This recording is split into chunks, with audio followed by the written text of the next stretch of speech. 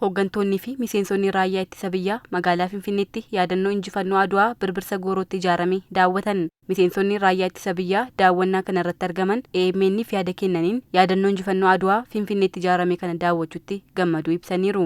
Miira guddaan madhagaama. Dhugaadhaaf jennaan miidiyaa adda addaatiin ilaalaa turre.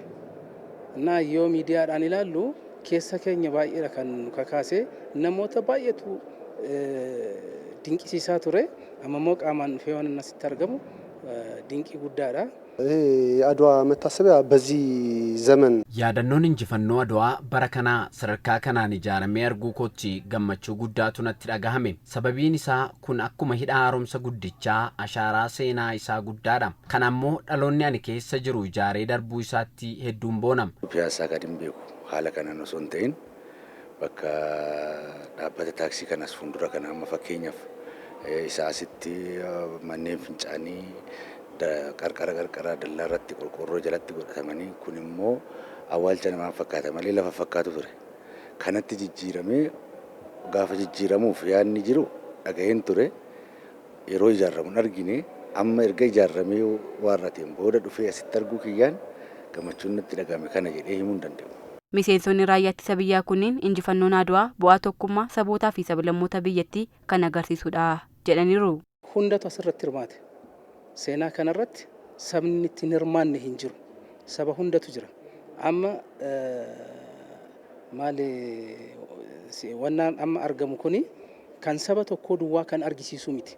Itoophiyaa akka biyyaatti maal akka fakkaattu dur maal ta'anii saboonni yeroo sana jiran ammas jiru maal ta'anii biyya kana akka tursiisanii nuuf hambisan mul'isa. Ka'umsarraa jalqabee hamma bakka 00 jedhamu sana geenyutti kan arginee fi ammas bakki dhaabbannee jirru wajjinu walii galatti jechuudha.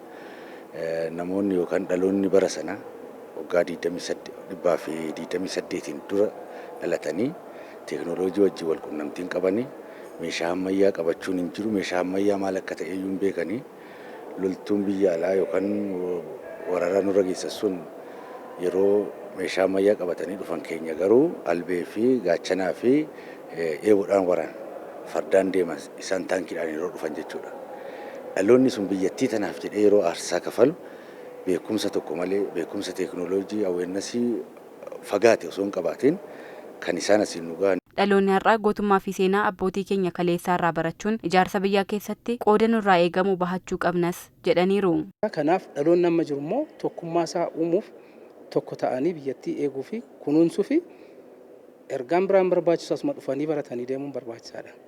Next generation ደግሞ dhaloonni itti aanu sadarkaa kana irra fooyyeen bifa teekinooloojiin deeggarameen ijaarsa biyyaa irratti akka hirmaatuuf bu'uurri kaawwameeraa fi seenaan Adwaa nuti daawwannees dhaloota ammaaf fakkeenya guddaadha.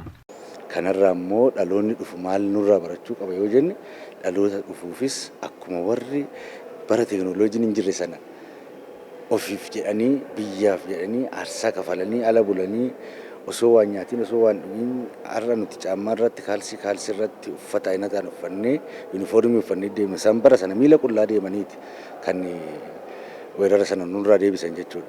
Kanaafuu nuti immoo sana caala ta'uu akka qabnu nu badhaa jechuudha. Raayyaan ittisa biyya Itoophiyaa har'a jiru hidhannoo fi gahumsa olaanaatiin addunyaa irratti dorgomaa ta'uusaas eeraniiru.